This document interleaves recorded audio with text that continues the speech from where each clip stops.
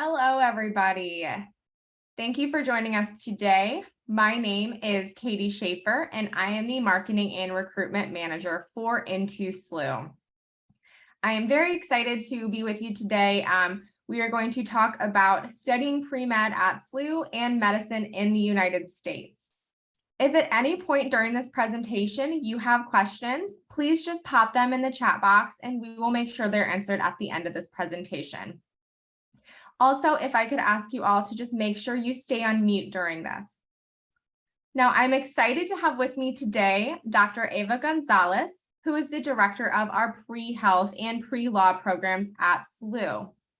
Now, today, of course, we're going to focus on pre-med. Now I'm going to let Eva introduce herself, and then we'll dive into some information about SLU. Hello, everyone. Thank you for joining our webinar. I am really excited to share with everyone what we have to offer here at St. Louis University.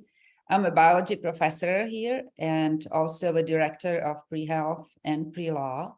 I have been at St. Louis University for 10 years, and we have been building exciting programs for our students who want to study medicine in the United States. So I'll be sharing that with you momentarily. Thanks, Eva. Now, Eva, I'll ask you, can you see my screen that I'm sharing? Yes, I can. Okay, great, thanks. So now we'll talk a little bit about SLU. So St. Louis University was founded in 1818. We have campuses both in St. Louis, Missouri in the US and in Madrid, Spain. SLU is a private Catholic Jesuit university. And what this really means is that we take a holistic approach to education. Our student to faculty ratio is quite low. It is only 9-to-1, which means that our faculty is really able to give one-on-one attention to our students, which as we start talking about pre-med and some of those programs, you'll find that that's really important because that can allow students to do more faculty-led research. So right now, SLU's total enrollment is almost 13,000 students, and about 1,200 of those are international students that come from about 82 different countries. SLU is a high research university, as we will discuss. This past year, we had over $53 million dedicated to research. Now you'll see here some of our program rankings, both undergraduate and graduate. Currently, 12 of SLU's programs are ranked as top 50 nationally programs. Our healthcare law program is #1 in the United States.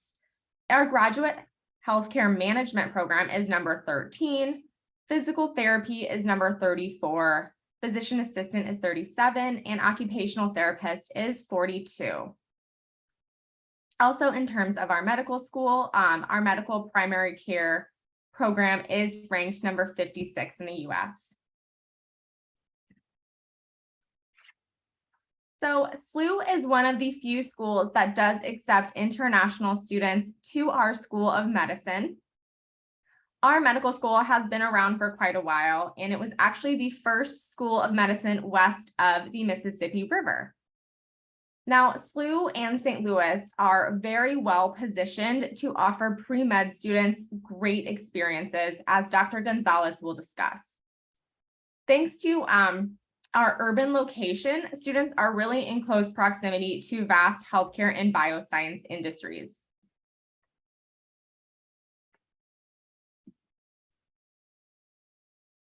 Now, if you have attended one of these webinars before, you may have heard the phrase SLU for STEM, and that is because SLU has over 40 STEM programs. Now, undergraduate STEM degrees include programs like biomedical engineering and neuroscience, which can be possible programs for pre-med students.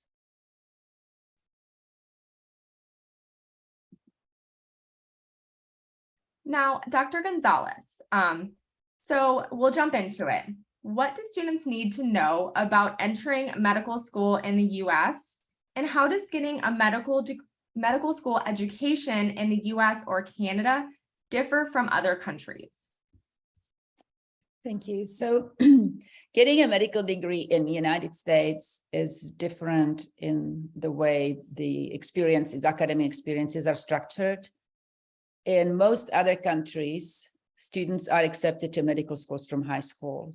And so they're very young, and the medical school is about 6 years. For instance, I grew up in Czechoslovakia. Now it's the Czech Republic. We still have 6 years medical school. And so the children who are, or young students who are admitted, don't have a lot of preparation for medicine, don't know much about what it is. And a recent study demonstrated that there is up to 30% of students who are unhappy and dropping out of school because they have to make that decision so early. I know this is an isolated study. I don't know how that works in other countries, but they don't have a lot of time for academic preparation or for vocational discernment. In the United States, there's a very different approach. Students are asked to complete 4-year degree first, so they get a bachelor's, either BA or BS, before they can matriculate into medical school. And those 4 years include some of that education that they're getting early in other countries, but they also are expected to engage seriously in vocational discernment and gaining some experiences that allow them to make the decision whether they're a good fit for medicine and whether medicine is a good fit for them. And in contrast to that study I mentioned, the dropout from medical school is about 0.2% in US and Canada. And so that's a big difference between those two approaches. There's a little bit of a drawback because it does take longer in the United States to train for medicine, but there are also some advantages. I don't know, medical school is a graduate degree for that reason in United States. Med school or medical schools offer either the traditional MD degrees, but there is also a DO, osteopathic medicine set of schools. They have a somewhat different philosophy, but they go through the same accreditation. Their core of training is also the same, and they can practice in the same specialties as MDs. The students who will apply to med school have to complete a core course, mostly in biology, chemistry, physics, organic, and also some humanities and social sciences before matriculating to med schools. Thank you, Ava. So of course you mentioned that in the United States, that timeline to becoming, to entering medical school is longer. So we all know that the road to becoming a doctor is a long one. So can you just briefly touch on the different kind of stages between being a pre-med student and becoming a licensed physician? Yes, it is a long road, but I think it's also a very exciting and rewarding road. It starts in undergraduate degree, as I just explained.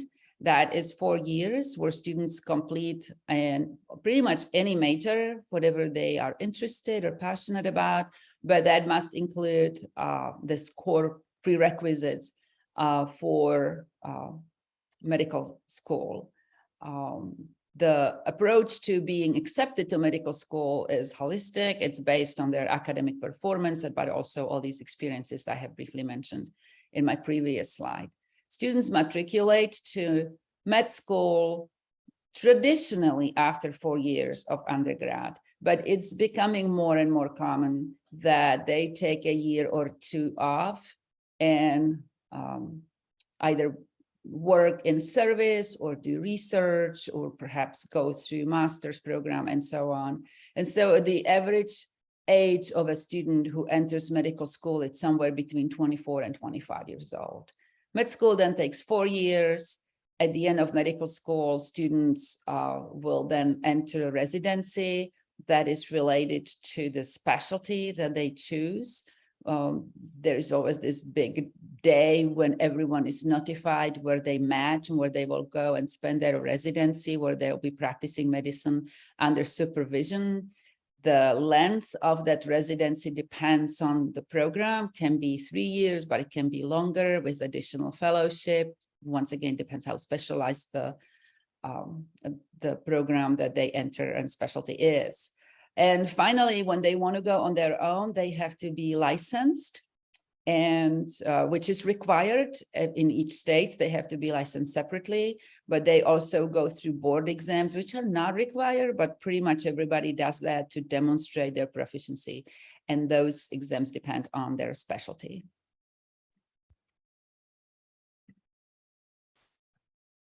Thank you, Dr. Gonzalez. So sometimes I feel like people sometimes don't understand that pre-med is not a major, but it's an educational track. Ava, can you talk about what sort of things students are going to be kind of doing as part of the pre-med educational track? Yes, so that's a very good point. Pre-med is not a major. It's not a formalized program or anything like that. Students who want to go to medical school, we do refer to them as pre-med, as pre-medical. Major pretty much in anything that could be in natural sciences, or it could be in humanities, it could be in social sciences, or can be somewhat specialized already in some health related, like health management and so on. But what is important is that they will take a set of prerequisite courses in natural sciences, social sciences, and humanities. That's because medicine is or the admission to medicine is a very holistic approach.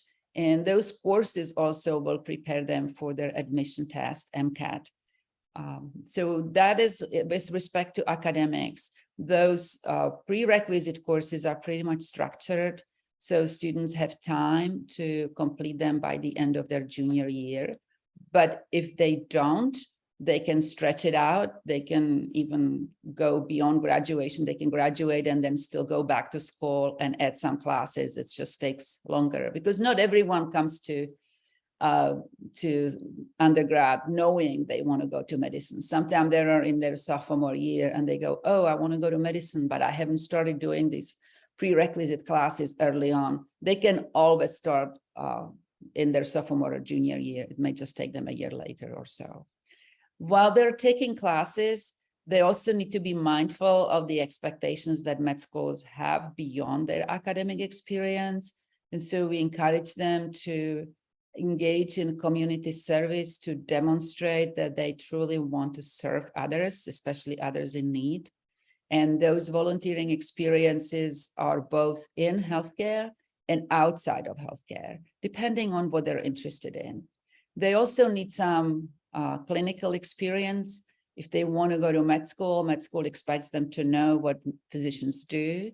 That is typically accomplished by shadowing, but also they work as scribes and seek other experiences where they see this doctor-patient contact. Research is a definite plus. Around 80% of admitted students to medical schools have a research opportunity and work in research, whether that's in natural sciences or social sciences and so on. Students typically go through advising or career counseling because the information that med schools expect, while it is posted online, or they can go to websites of individual schools and learn what med schools want, finding the resources and getting a feedback and help and support is far more complicated. And so our entire office is focused primarily on this part, getting clinical experiences and advising students how to prepare for the admission test and admission process. MCAT preparation is also a big component of what students need to do, especially when they hit the junior year or senior year, depending on their timing. And besides MCAT, more recently, there are other tests required by med schools. For instance, situational judgmental test that is now called Preview. It's completely focused on ethical issues, on reasoning, critical thinking, and so on. So those are additional tests that are not universally required in the same way MCAT is, but this year, for instance, 20 schools in the United States, including St. Louis University, is requiring this new situational judgmental test. We also help them sort of with medical school admissions information, because we work very closely with our med school and provide sort of a building community where students can network. We have a strong peer mentoring group where the older students, often students who already have been admitted to med school, then help the younger incoming students with their experiences and resources. So in general, it is a long process, but it has lots of moving parts. And what we try to do is to make sure that it all sort of fits together nicely. Thanks, Dr. Gonzalez. So as you just briefly touched on a little bit, and as you've told me many times as we have talked about this, one major is not preferred over another in terms of being pre-med.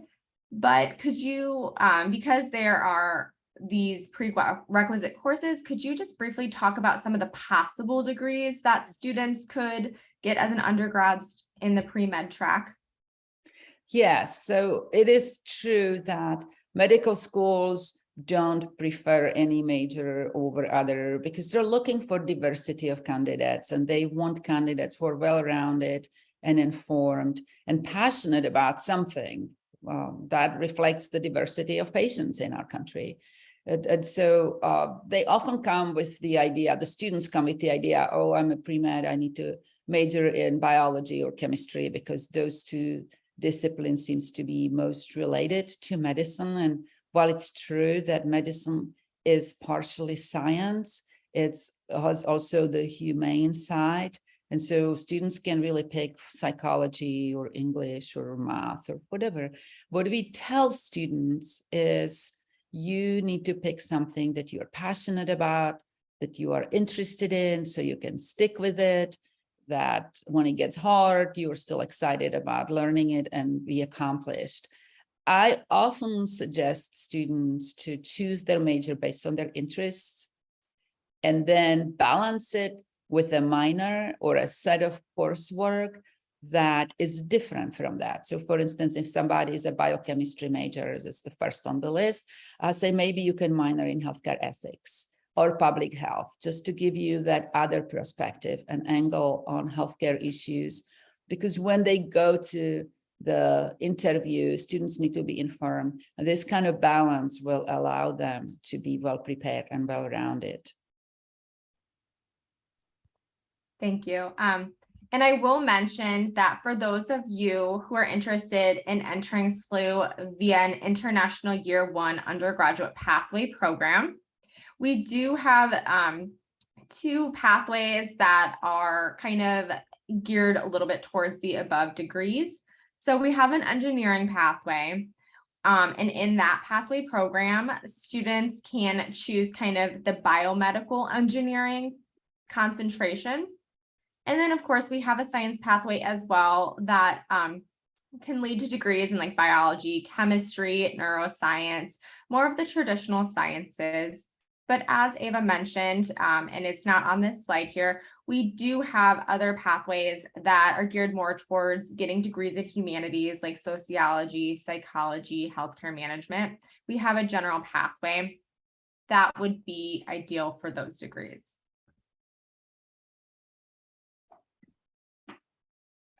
Okay, so now, Dr. Gonzalez, you recently told me that being pre-med at SLU is not just about having good grades and just about the desire to help people.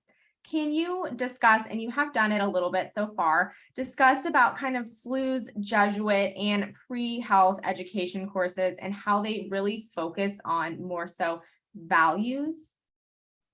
Yes, so that's a very good question or topic I like to discuss, because the foundation of a strong candidate is the academics, and getting the core of the classes is something that they can accomplish just about at any mainstream university. Everybody will teach them biology or have resources where they can learn chemistry and math, etc. We take advantage of being in the Jesuit setting, where the mission or one of the missions of Jesuits is to reach out and to serve others. And that's exactly what medical schools expect, because physicians will serve others and they need to demonstrate that in their admission process. So we just take advantage of that. Well, that's what our university is already about, and we have lots of resources for that. But by itself, having good grades and demonstrating that you can do community service may also appear as checking boxes, because then students also need to put it together and demonstrate that it all fits into their personal story and convince the medical school that they deserve their seat because they're a good fit and that they really considered what they want to do. And that is what we in our office focus on. I spent time with freshmen. We have these small classes of up to 20 students, 15 to 20 or so, mostly for freshmen. And depending on what programs they're in, they can be in that seminar either in the fall or in the spring. And we spent most of the time trying to put together their game plan, how to prepare for med school. And that is centered around this vocational discernment. Like, what is it that you care about? What is your calling? What are your values? And how being a physician then accomplishes that. And I reach out to various disciplines and colleagues from other departments to help us with that, because I'm a scientist, and so it's not exactly what I'm trained in. But through sort of my professional development and working with others, we have a number of tools how we accomplish that. So I ask, or I shared with Katie, this poem is very short that I shared with my freshmen just a couple of weeks ago, for them to help to find their own values. What's their life about? What's the thread that goes through their life that they hold on to? And they need to be able to explain it to others.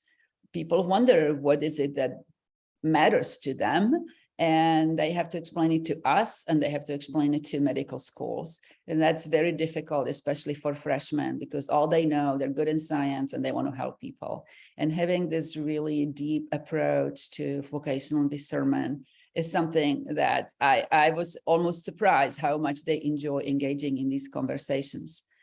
So I start every week in that seminar with some question or a topic. So it could be this poem, or what I have for them for next week, for next Monday. We meet every Monday afternoon, is a question on what is a vocation, and what is a vocational discernment.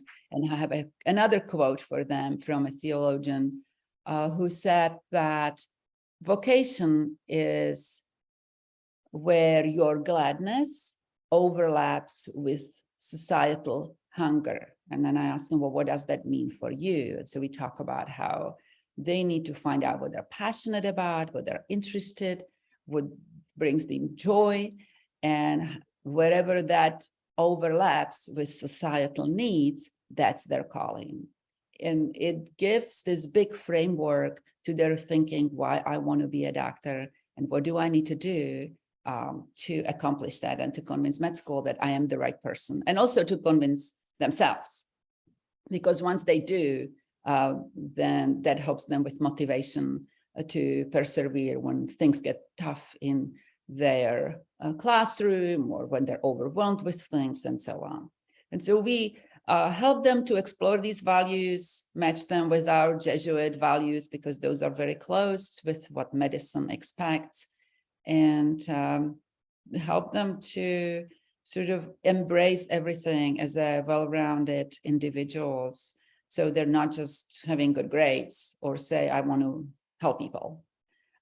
So this is, for me, this is also contributes to my personal growth, and it's very enjoyable working with the students from all the majors together. Thank you so much for talking about that. It is clearly something that you are passionate about, so I love hearing about that. Now, Dr. Gonzalez, may you tell us a little bit about SLU's Medical Scholars Program, which gives first-time freshmen conditional early admittance to the School of Medicine? Yes, the Medical Scholar Program that St. Louis University has. It's one of the largest in the country, and relative to the size of med school, it's actually the largest scholar program. It's an opportunity for students who are first-time freshmen to come to SLU and major in just about anything. There are some limits for some majors such as physical therapy or occupational therapy, because they're so structured that they can't put the core, they can't fit everything, including the core, in 4 years. But 99% of majors are available to medical scholars. And the program is focused on very early preparation of these undergraduate students for admission process to medical school. That will result in conditional early acceptance at the end of the sophomore year. So the students, if they go through this program successfully, that means they maintain 3.7, which used to be 3.6, but now we're switching to 3.7 GPA every year, then that GPA will guarantee an interview at SLU School of Medicine. Of course, med school also expect them to fulfill all the other expectations as service and shadowing and so on. But the GPA alone is enough for them to go for an interview at the end of the sophomore year. And so by the end of June or early July, between sophomore and junior year, the students will receive a letter informing them of early acceptance or not, because it is not guaranteed that they will get accepted to med school. It's not a direct entry to medical school, but the preparation that we have for them greatly increases the chances that they will be successful in the process. And even if they don't get accepted at the end of that sophomore year, they still have all that preparation, all these experiences and resources available. And then they can apply traditionally the following year with everyone else to medical schools, either at SLU or elsewhere. The scholars don't have any extra requirements except for that seminar I just talked about, which is a once-a-week meeting in their freshman year. And then there is another seminar in their sophomore year, but that is just basically going through the process of evaluation and admission. So it's not really a class. Everything else they do, they take with other students depending on their major. They are also required to take MCAT, the admission test for medical schools, after their junior year. And they're expected to receive a minimum score of 505, which is a very low bar. It is just there to encourage them to study and prepare. So they got to meet that 505, which most scholars have no problem if they study. Then they're excellent students, and they want to do their best for themselves. And so this is really not it's not a barrier, I would say. If they don't meet that, then they would have to retake it again and apply as traditional students, but we have yet to see that. So can they apply to other medical schools? Med school at SLU does not allow students to apply out once they get admitted to our medical school. If they do want to, then yes, they can apply, but med school will then drop them and they would have to reapply again as a traditional student if they change their mind or decide they want to go to SLU after all. But they are free to go through this program, take advantage of all the preparation, and then apply out. And that happens not often, but it does happen. Students take that program as their preparation, as their opportunity, and then they go and apply elsewhere. I think that's it. Yeah. Thank you. So now what does the application process look like to the Med Scholars Program? So if students are interested in this program, they will need to apply from high school, and there are some deadlines they need to meet. So the deadline is actually coming up. It's December 1st for students who would like to start at SLU as freshmen next academic year. We look for good grades, especially in science, and some set of required materials. We do not consider ACTs or any other tests that students used to take. We rely with respect to academic record on their transcript and just look at all their grades. If they have mostly A's and some B's in science, then they would be qualified applicants. The material that we also require from them to submit is 2 short essays. They are somewhere between 300 to 400 words. So they're fairly short, and the prompts are related to sharing with us how they have served others before. So basically tell us about the time you helped somebody. And the other question is related to how St. Louis University will help them to accomplish their professional aspirations. There we want them to look at St. Louis University and see, oh, this is a Jesuit school. Let's see what they do. Here is how that's going to help me. We also look for some engagement outside of their academic experience. So we hope that they have done some service, or maybe they're engaged in some extracurricular activities. Physically, we want them to have some time management skills and being able to do other things than just studying. And then we like to see 2 letters of recommendation, and those can be the same ones that they submit for general admission. One thing I want to add here is that we do not consider clinical experience or healthcare experience, because for many students, that's not easy to achieve, and it would be unfair depending on the student background or geography. And so if they have it, that's great. But if they don't, it does not count against them. We will make sure that they will have that experience when they come to St. Louis University.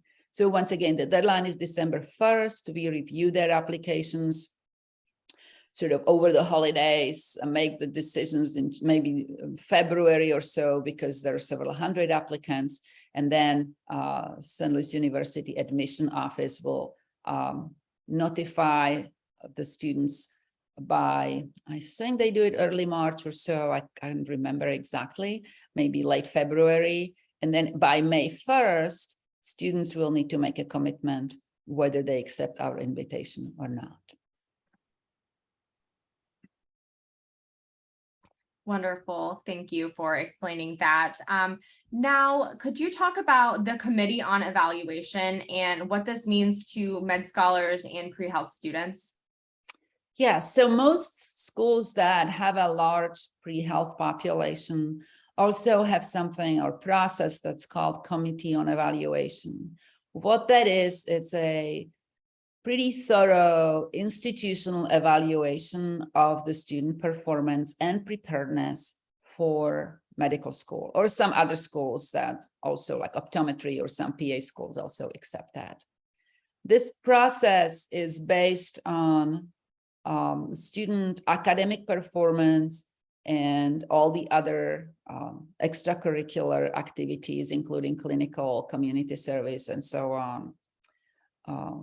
For the scholars, that process takes place in sophomore year, and we lead them through it sort of step by step in that sophomore seminar that I mentioned before. So for instance, students have to submit a personal statement that answers the prompt or a question, why want to be a doctor? And that is about a page for medical scholars and page and a half for traditional students of explaining why I want to be a doctor. And what medical schools look for is really who that person is and what they have done to prepare themselves. That is something that's based on their experiences. We make sure that early in their freshman year, they know that, they understand what that personal statement is going to be. And then at the beginning of sophomore year, we will help them to write that. So we dedicate a week to preparing that personal statement after students work on it over summer. We have a dedicated person in our office who provides feedback, and then they have another week to revise that and so on. And so every week during that sophomore year, we spend time on a different topic. That could be preparation for interview or mapping out the committee application, which the committee application is basically 15 entries that describe experiences that the students accumulated to prepare themselves for med school. One thing that we also do is we mirror this process of the committee, and it's almost exactly the same as the process of applying to medical school. So if that student goes through this process of the committee on evaluation, they already have this mock experience of what their admission process is going to be in the med school. One of those components is an interview. So one of the committee members, there are about 20 of them, and the committee is composed of about 20 faculty and some staff from our office. And every faculty will have assigned several students that they will interview. And once they get interviewed, which is somewhere between 45 minutes or so to an hour max, they will write a report to our office. Then we meet and we take into account all the information that the students submitted, the interview report, and in addition, letters from their professors that we all put together. We evaluate the student, and then I write overall letter that I'll send to medical school. This process is available to medical scholars, or it's really required from medical scholars. And it is available to traditional students who come here as traditional pre-meds, don't go through the medical scholar program, but still want to apply to med school. The only difference is that they're not required, but it's available for them. We also encourage students, if they have other outside letters, to attach them to this committee letter. Let's say they do research somewhere, or they may work in some doctor's office, and the doctor is willing or is able to write them a strong recommendation letter. We can attach those individual letters to the committee letter as additional support for the candidate.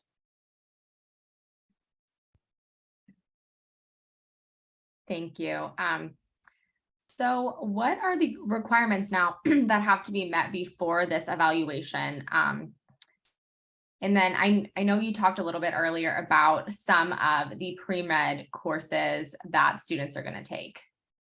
Yeah, so for us to write a comprehensive, meaningful evaluation, the students need to spend some time at St. Louis University so we get to know them. And so we expect at least 30 credit hours.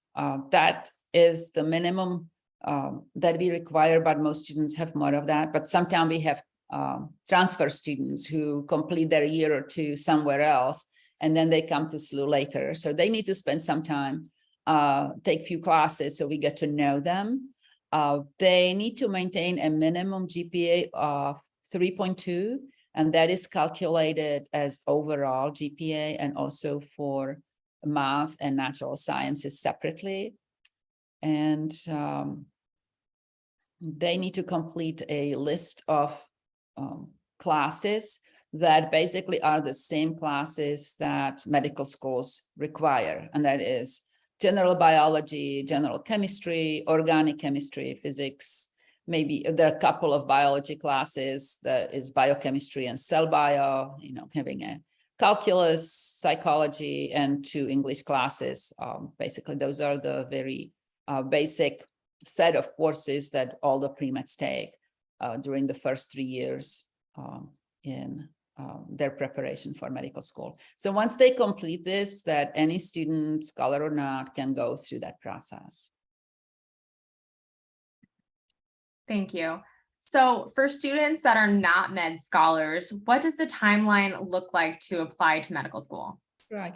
So the traditional timeline is the time where students apply to med school at the end of their junior year, go through the admission process in their senior year, and then they start med school right after.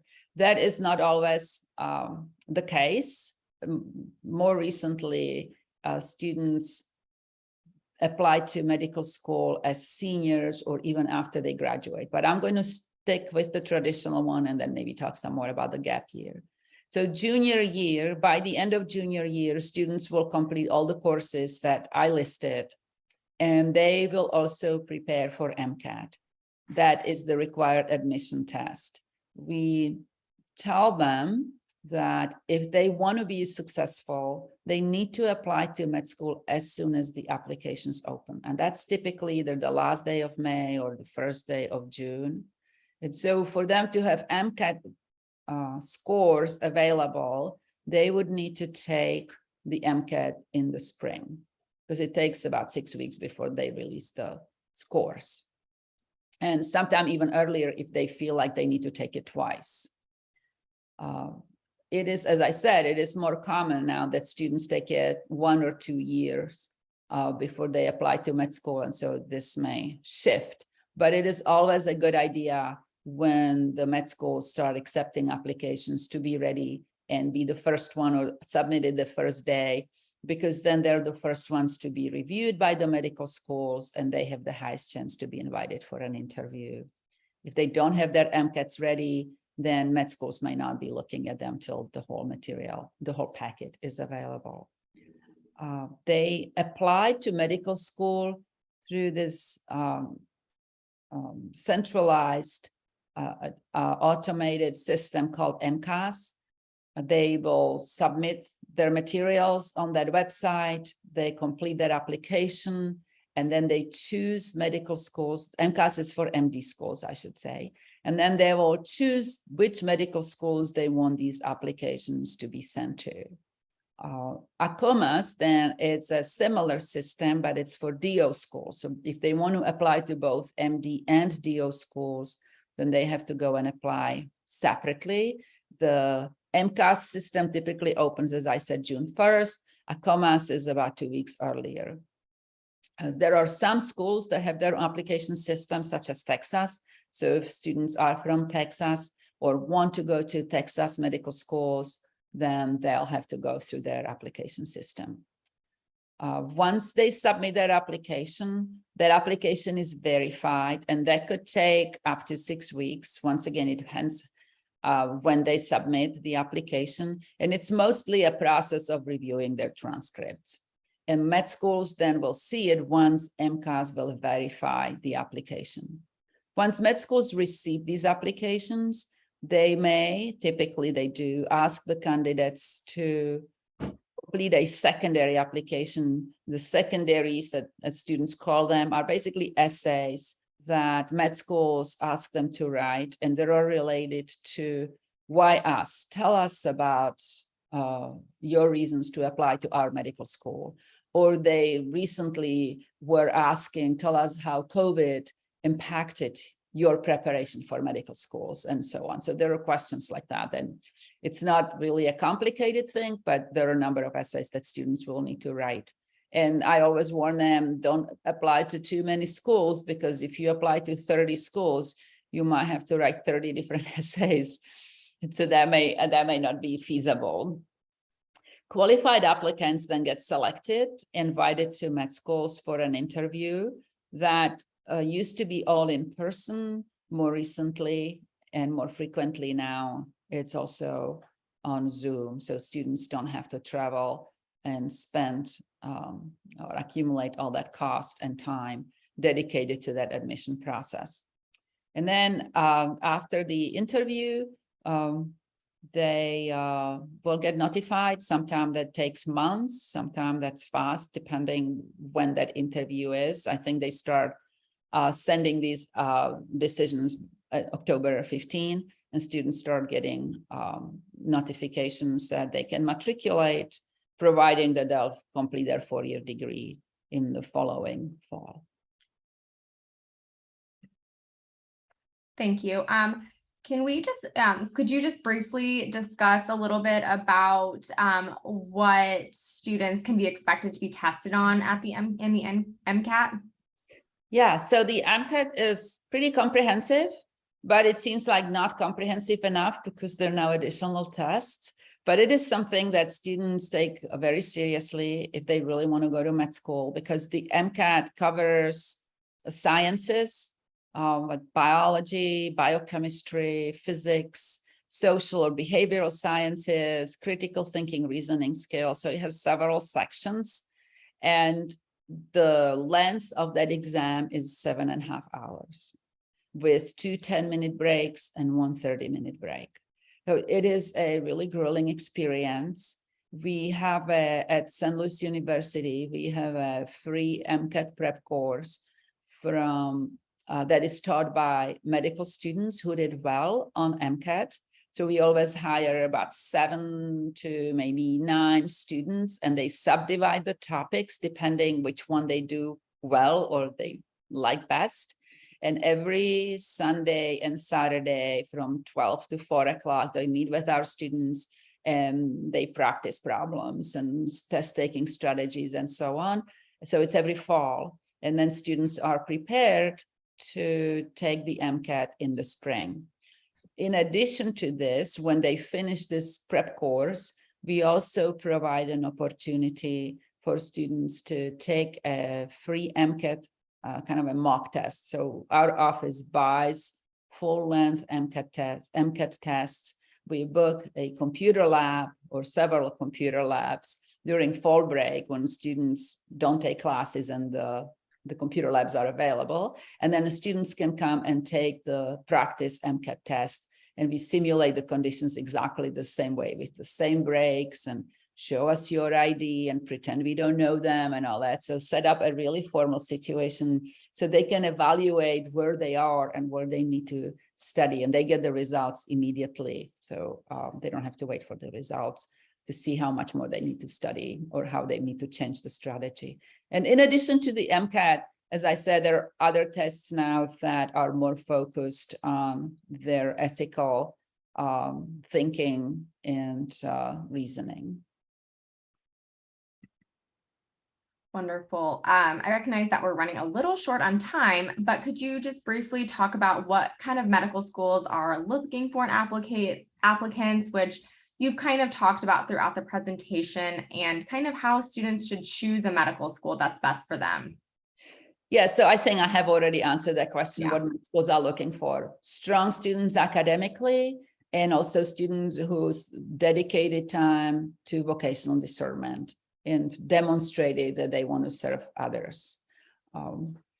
The choice that the students make, the advice we give them is to review what MCAT scores and GPA and expectations different med schools have, and their statistics, they can learn what the fit is, and they can choose the medical schools based on their likelihood that they fit the academic profile, but also looking for their mission. For instance, St. Louis University has a mission to serve others. There is another university in St. Louis, WashU, and they're very strong in research. So we advise students, if you haven't done research, your likelihood to get to WashU is going to be low. You may want to focus on some other schools and so on. So reading the mission of medical schools is important. That's great. Again, talking about mission. Now for our international students, I know there's a little bit of a different requirements for that group of students. Can you talk a little bit about kind of requirements to apply to SLU's medical school and how this differs for international students? So the students, international students, need to take science in the United States. So they need to have a minimum of 90 semester hours just to apply to be admitted, and then finish the degree that is 120 hours. Typically, med schools don't like to see science taken abroad. So if they received education abroad, they must complete at least 1 academic year of science in an accredited North American school. And the listed courses are below. I think I have already talked about those, so I can skip that, but yeah. Thank you.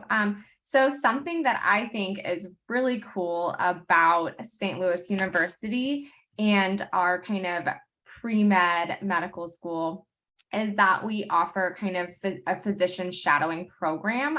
Eva, could you talk a little bit about that?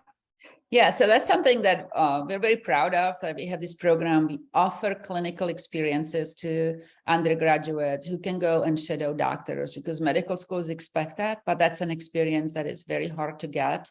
So students who finish their freshman year then can complete an application which includes background check and drug test and training, HIPAA training, and so on. And then we can match them with physicians that work at a SLU hospital or children's hospital, and have them write short reflections after each 20 hours, so they have the ability to shadow 3 or 4 physicians. And then we also guide them with processing that information and how you present that information on application. Thank you. And I know this information on this slide might be a little bit old because of COVID, but would you mind just briefly kind of talking about like how many medical students estimate are in our School of Medicine right now? Yeah, so med school accepts somewhere around 180 students every year. I would say the third of that is from undergraduates at St. Louis University. Some of them are from the medical scholar program, but there are also students who come as traditional students. It's not just for the med scholars. Wonderful. And health education really is a special source of pride for SLU. I just read that this year's freshman class, out of this year's freshman class, over a third of them intend to pursue careers in health sciences and related professions.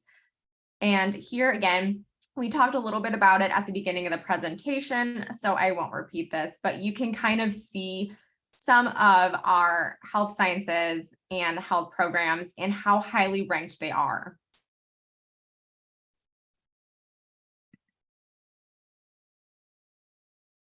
So SLU is also ranked as a top research university, and we really pride ourselves on giving students the ability to conduct research from day one. At the beginning of the presentation, I talked about our low student to faculty ratio. So this really presents students with more opportunities. So now I'll just briefly go through kind of more like language requirements and scholarship information before we dive into any questions that you may have. So for undergraduate admissions, for students that are going to be international students that are coming to SLU directly, not in a pathway program, a high school degree or equivalent is of course required. Students are required to have a 3.0 minimum GPA. And in terms of English language scores, students will be looking at least an 80 TOEFL, a 6.5 IELTS, or a 110 Duolingo. But something that is important to note is that SLU is currently a test optional university. So students do not have to submit an SAT or ACT score when they apply. For students entering our undergraduate pathway or our international year 1 pathway, of course, again, a high school degree or equivalent is required. Students have to have at least a 2.5 GPA. And in terms of language scores, we have kind of 3 different starting point options. Students who enter in a 1 semester pathway are looking at a 75 TOEFL, a 6.0 IELTS, and a 105 Duolingo. For 2 semesters, that's a 60 TOEFL, 5.5 IELTS, or 90 Duolingo. And we do have some options for 3 semester pathway, and that'll be a 50 TOEFL, a 5.0 IELTS, and a 75 Duolingo. And again, no SAT or ACT score required. So something that everyone is always interested in is scholarships. So for students entering in their freshman year and are going to be with us for 4 years, you can look at up to $100,000 in scholarships. So for students that are entering our pathway or are into source DE students, we offer regional scholarships between $17,500 and $25,000 per year. And this is applied automatically. No separate application is required for these regional scholarships. We also have some merit scholarships available that, again, no separate application, they're automatically applied, so that students are looking at between $8,000 and $23,000 per year if their GPA is high enough and they meet those requirements. And for students to know, if you receive both a merit or a regional scholarship, we will apply the higher scholarship. And for those students with over a 3.85 GPA, we do offer a presidential scholarship, which I believe an interview is required for that, but that is full tuition covered. That does require a separate application, and it has an early deadline of December 1st for the following fall. So here we're looking at some of the costs that you could that students could expect if they're entering in our pathway programs. So right here is kind of the cost. I won't go through everything because we're short on time and I want to get to any questions. But here's kind of tuition and how it breaks down with housing, books and supplies, and insurance costs.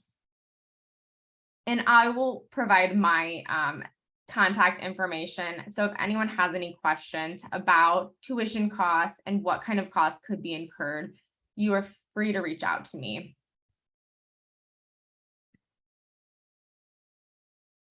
So briefly, I'll talk a little bit about St. Louis. St. Louis was founded in 1764. We are proud to have the #1 city park in the US. We are the #2 US city for free activities, beat out only by our capital, Washington, DC. We are a top 10 affordable city, the #2 best city for jobs. We're a top city to visit, a really great city for college graduates because of all of the industries that we have in St. Louis and our lower cost of living. So just briefly, we'll talk about kind of more opportunities. So we are voted by LinkedIn as the #1 best city to launch a career. Top industries in St. Louis include technology, biotechnology, banking and finance, healthcare, of course, logistics. Because of all these technology industries, there are a lot of CPT and OPT opportunities for students. St. Louis is also the fastest growing city for technology jobs and the fastest growing city for foreign-born population. Here you can see that some of the different companies that call St. Louis home. We are home to 14 Fortune 500 and 1,000 company headquarters. We are home to Boeing, Purina, Microsoft, Enterprise, Energizer. St. Louis really is a hub. In terms of healthcare, we have Centene, Pfizer, Express Scripts. Here is my contact information. I am always available should you have any questions. You can contact me via WhatsApp or via email. Here's kind of our social links. And on the right here is the link to take a virtual campus tour. St. Louis University has a beautiful campus, so we welcome you to take a virtual tour. So that is the end of our presentation. I think we are a few minutes over right now, but I will go ahead and look in the chat box and answer any questions.